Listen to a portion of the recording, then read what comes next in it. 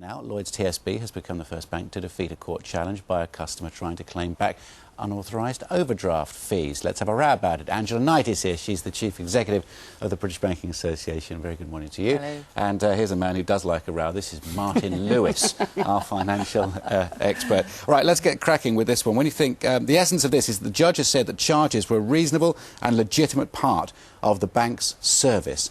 Martin, the floor is yours. The judge doesn't know his ISA from his elbow, if right. you forgive the phrase. This isn't a hiccup. This is perhaps a small burp that we need to waft away. But people are worried.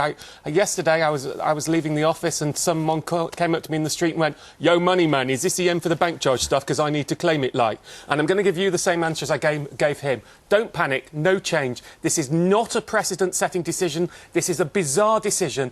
Basically, Lloyds TSB didn't turn up in court. They never normally do. They sent a pro forma letter, just like they normally do. All other judges have gone, this is nonsense, thrown it out of court. This judge, for some reason, I don't know, surprised us all, he decided to cross-examine the person who turned up in court and made a ruling. That ruling has no bearing, no precedent, means nothing, no effect.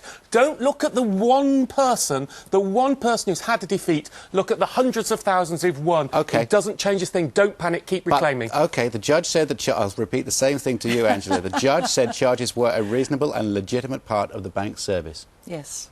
And the banks have always maintained that what they are doing in the situation of an unauthorised overdraft is charging a fee for a service. And so I think, you know, we have to forget the rant and the emotion and perhaps look at the reality of the situation. The reality is, Angela, At the moment, the Office of Fair Trading is undertaking a full inquiry both into the specific issue of the fee, but also into the wider area of retail banking.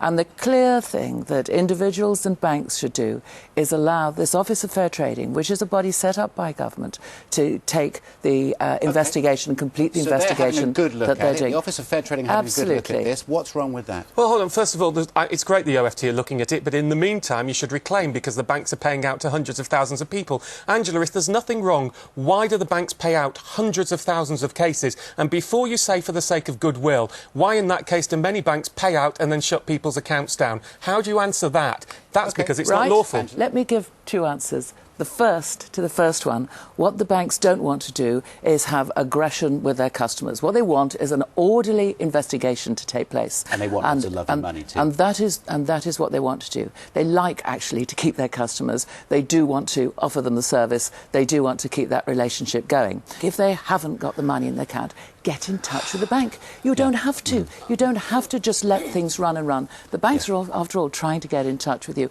Nobody wants this situation to arise where you have nothing but a problem with your customer. I ask the customers themselves always good. To go to the banks, just as the banks are trying to communicate with their customers. Angela, and if we don't let him communicate, he's going to explode. He's going to explode. Well, Martin, you've got 20 seconds. The important point is, Angela, you answered two questions. They weren't the two questions I asked, though, and I know you're a former politician. You did it rather well. Why have the banks paid out hundreds of thousands of pounds if it isn't unlawful? And before you say, as you've said to me before when I've interviewed you on it, it's for the sake of goodwill. In that case, why do many bank accounts say, here's your money, now get lost, we don't want you as a customer anymore? That's not good customer. Atlanta and Leicester have done that tens of thousands of times. That is not true. That is not true. Nor is lying, Angela. The reality is, I do not lie.